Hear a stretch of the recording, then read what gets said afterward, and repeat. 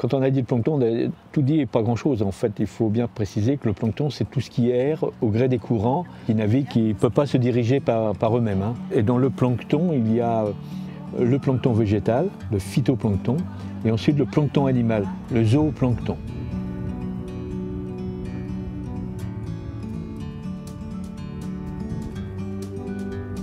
Situé aux portes de la Savoie, le lac d'Aiguebelette se caractérise entre autres par la qualité remarquable de son environnement naturel.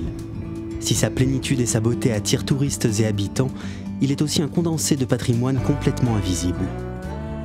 Outre un patrimoine historique caché dans ses eaux, le lac d'Aiguebelette recèle de grands trésors biologiques et doit sa préservation à la volonté humaine et aux outils de protection mis en place au fil du temps, comme le classement d'une partie du site en réserve naturelle régionale depuis mars 2015, faisant du lac d'Aiguebelette la première réserve naturelle régionale d'eau douce française.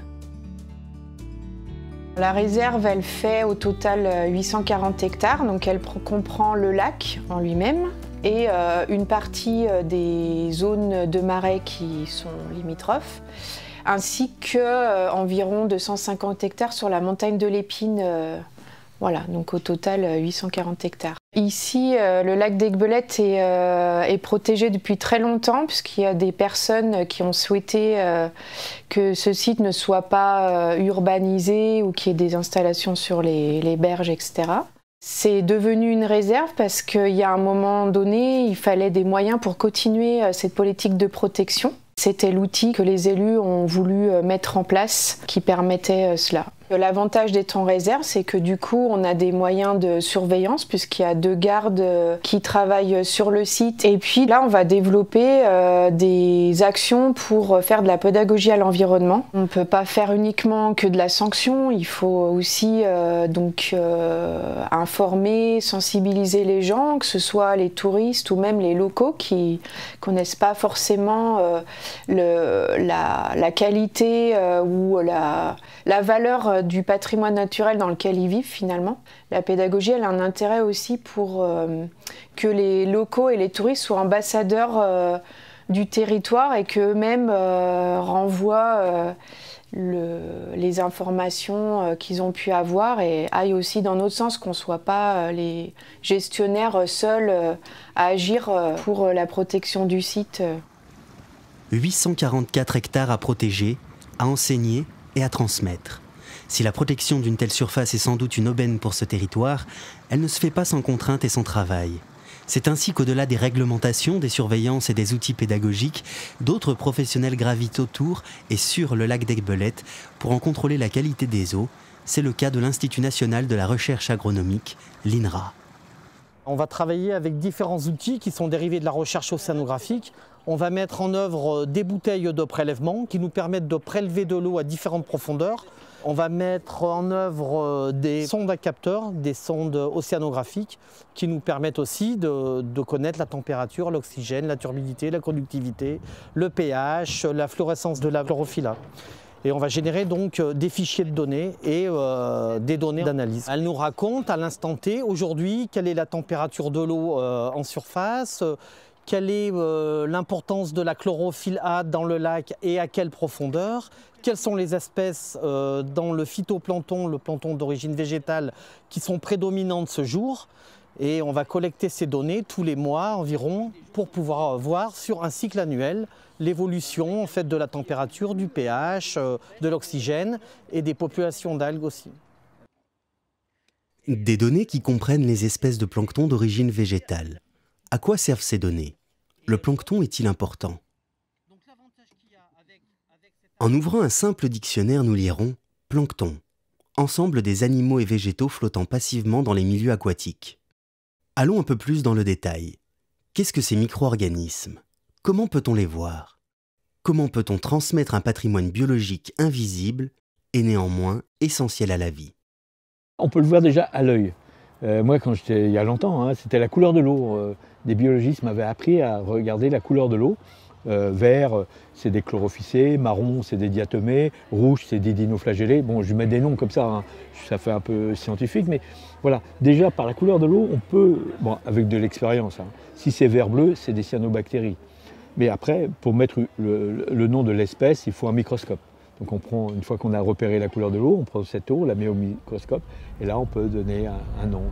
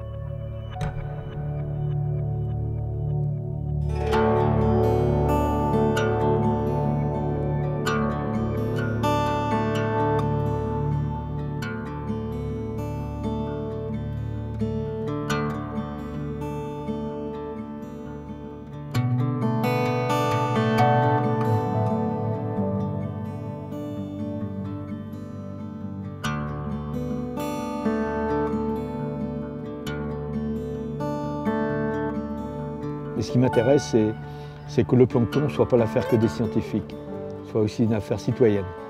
Et les citoyens les plus concernés aujourd'hui pour la connaissance de ce plancton, c'est les enfants. Ce qui est extraordinaire dans l'eau, que ce soit de l'eau douce ou de l'eau de mer, c'est qu'on a toute la mémoire de la vie sur Terre, quoi. C'est vraiment, souvent j'ai l'habitude de dire, c'est un peu le reflet de toute la vie terrestre dans ces micro-organismes. Elles ont gardé toutes les formes. Elles n'ont pas évolué. Elles sont restées comme il y a 3,5 milliards d'années, on trouve les mêmes espèces vivantes aujourd'hui. C'est quand même formidable. Plus de 50% de l'oxygène que l'on respire, on le doit au phytoplancton. Donc c'est quand même pas mal. Mais ça veut dire que les autres 50%, c'est les arbres, c'est les forêts qu'il faut aussi préserver. Donc il n'y a pas que les forêts qu'il faut préserver, il y a aussi ce phytoplancton qui est essentiel à la respiration du monde aquatique. Ils respirent, les poissons ont besoin de ça pour respirer.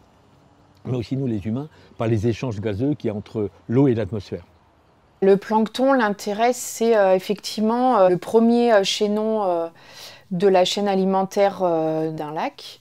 Donc ça nous donne une idée si, suivant la quantité, suivant le type d'espèces qu'il y a à des moments donnés, ça nous donne une idée de comment fonctionne le lac et ça nous donne une idée aussi de ce qu'il y a comme nutriments, donc sur le phosphore, sur l'azote, s'ils sont suivant le niveau, si c'est un bon niveau ou pas. Si l'intérêt du plancton est bel et bien environnemental, pourrait-il aussi remplir des missions économiques et sociales et ainsi être un outil de développement durable? L'ouverture de cette science au grand public rassemble autour d'un sujet important et valorise un territoire. Attrait touristique, ateliers pédagogiques, sciences, patrimoine ou encore gastronomie, pourquoi pas, ces micro-organismes ont tous les attributs des grands sujets de territoire exploitables économiquement. Ainsi, encouragé et soutenu par la communauté de communes du lac d'Aiguebelette, le projet de lever le voile sur ce monde microscopique suit son cours dans le vaste chantier d'un observatoire du plancton mené par Isabelle Mariani. On parle d'observatoire du plancton, hein, c'est ce qui a été fait en Bretagne, ce qui a été lancé en Bretagne. Et moi, ce que j'ai espéré pour ici, c'est de faire quelque chose qui ressemble à ça, c'est-à-dire un lieu avec des microscopes proches du lac où on puisse permettre à des personnes de pouvoir l'observer. C'est intéressant, moi-même quand j'ai découvert ce monde-là, j'ai été émerveillée, hein, c'est un mot vraiment qui caractérise ce que j'ai ressenti. Et j'ai vraiment eu envie de le partager avec d'autres personnes, pas nécessairement scientifiques, au contraire même. Et je pense qu'il y a là des choses à partager, à porter à la connaissance des personnes qui peuvent leur permettre de porter un regard différent sur l'environnement. Après le plancton, ça rentre dans la cuisine, hein, tout le monde parle aujourd'hui des nouveaux aliments, tout le monde parle de la pression mise sur la planète par la consommation trop importante de protéines. Et c'est pour ça que dans le projet, on a parlé de spiruline par exemple. La spiruline, c'est un plancton. Alors, elle n'est pas dans le lac d'Aiguebelette parce qu'elle ne vit pas dans ce genre de milieu. Elle est cultivée pas très loin. Et ça peut être une manière finalement de connecter par un autre sens, celui de la gastronomie, celui gustatif, les personnes à la connaissance de ces formes de vie en fait. Depuis plus de 1000 ans au Tchad, des femmes et des hommes se nourrissent d'un plancton qu'ils cueillent dans les lacs, qu'on appelle la spiruline. Donc aujourd'hui, on sait la cultiver en France et on peut la rendre accessible par le goût, tout simplement, dans l'aspect culinaire. On peut rentrer dans le plancton par le côté scientifique, par le côté artistique, comme on l'a vu, mais on peut aussi rentrer sur la connaissance du plancton, le rendre concret par le côté culinaire, quoi. Donc on a des grands chefs, avec des grands chefs, on fait des recettes voilà, qu'on peut mettre à disposition. Et en plus, l'intérêt dans une cuillère à café, on a un taux de protéines énorme avec de la spiruline. Plus de 70% de protéines quand même. Donc parfois, pour des personnes en difficulté alimentaire, parce qu'ils ont été malades, ou voilà, on peut rattraper vite fait de l'énergie grâce au plancton. Parce que le plancton a gardé en mémoire les protéines, les glucides, les oméga 3, bref, toutes les vitamines, c'est extraordinaire. Ce que nous, on a perdu dans l'agriculture conventionnelle, où on a tellement sélectionné qu'on a des produits agricoles et végétaux qui sont intéressants, mais pas tant que ça, quoi.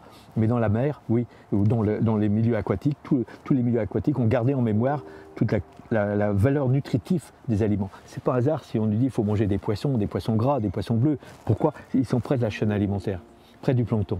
Et ils se concentrent en bons éléments qui sont utiles pour la santé. Quand pour la première fois un citoyen qui a jamais entendu parler de plancton, il met une goutte d'eau au microscope et il voit ça, il dit mais c'est pas possible que j'ai traversé la vie sans savoir que ça existait. Moi j'ai des personnes qui ont plus de 50 ans qui me disent c'est pas possible, quoi. Je suis arrivé à la retraite, je savais même pas ce que c'était que le plancton. Et alors là c'est une vraie découverte. Donc il faut la faire partager rapidement après aux enfants, quoi. Il ne faut pas garder ça entre nous, etc. Et donc il y a de l'émotion, beaucoup d'émotions à travers l'observation de ces formes magiques, quoi.